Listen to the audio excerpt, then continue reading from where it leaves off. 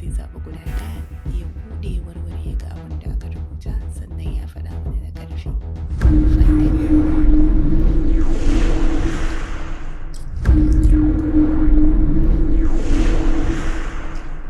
Me ka gani?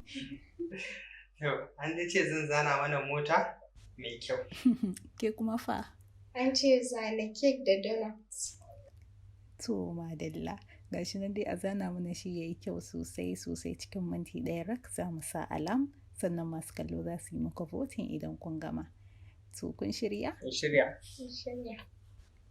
To Faddal, alam da ya fara kada ku manta minti ɗaya rak kuke da shi.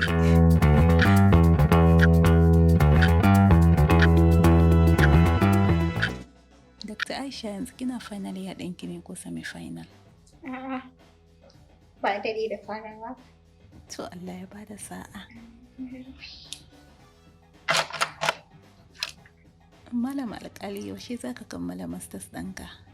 Nan da wata 5 zuwa 6. To Allah ya taimaka.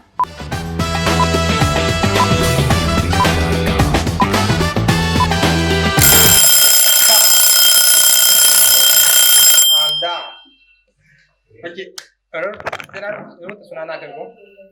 Son kowa ya daga nashi ba zancen ƙarisawa kowa ya daga nasa. Suna? Ko daga an rubuta suna? Ai ina kowa ya daga nashi kawai. Allah ki daga kina ƙarisawa.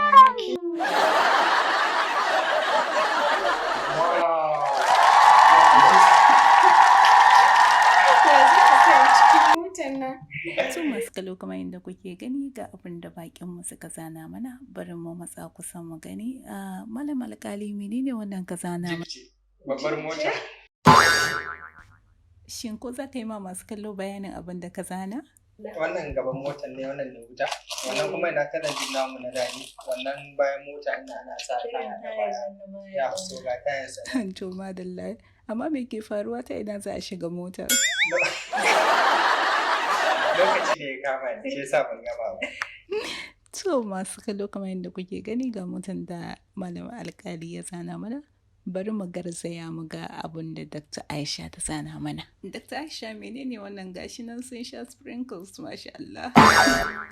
Wannan dai donuts ne. Okay. Guda 2 sai kuma ga cupcake an yi. Okay. Wannan dai lokaci wanda mana gama. Alright, to da shi wannan ɗin menene? Cupcake ɗin ne amma cikin sauri aka zana shi. Okay. To masu kallon mu gama a kotun ku. Idan zanen malam alƙali ya fi muku kyau sai ku yi mishi votin da A.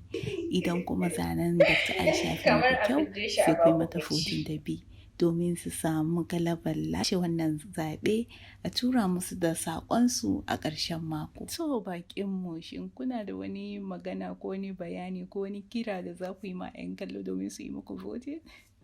To masu kallo dai kuna gani wannan mota ce da na zana ta kuma mota ce mai kyau ko kun sani inda a ce za a iya cire wannan motar a zahiri a baku kowa na son sa. So ya kamata a ce gaskiya kun zaɓe ni a matsayin ni na yi wannan abu saboda na fi dacewa da shi. So Dr. Aisha kin dai ji abin da ya faɗa shi ki yarda cewa nashi ya fi naki kyau? Ta yaya zan yarda ke kin ga mota? Ta yanzu da aka kance kun san ko yunwa kuke ji aka dauko donuts nan guda 2 da cupcake ɗaya aka ba ku ya ishe ku. Daga gani zai yi daɗi ku kalla fa. To bari in yi zoomin sosai da sosai domin su gani da kyau. Zai yi daɗi to don haka nawa ya fi nashi. A gaskiya ban yadda ba saboda donut guda 2 da cupcake guda ɗaya gaba ɗaya nawa take ba ta wuce 500 zuwa 1000 ba amma kallatawa wannan ana maganar millions ne a nan. So yanzu dai a tunaninka idan kana da mota ba ka buƙatar abinci. A ba na buƙatar donut amma ina buƙatar abinci. Abinci ne ba ka da labari yanzu kafin a dafa su shinkafa a baka an baka wannan kuma ya ƙosar da kai wannan guda 2 duk cinka zai ishe ka. Duka da haka muka zo ƙarshen wannan shiri namu mai albarka mai taken irin fasahan da ya kamata a ce matasa suna da shi a wannan zamanin da muke ciki sai mun haɗu a shiri na gaba insha Allah.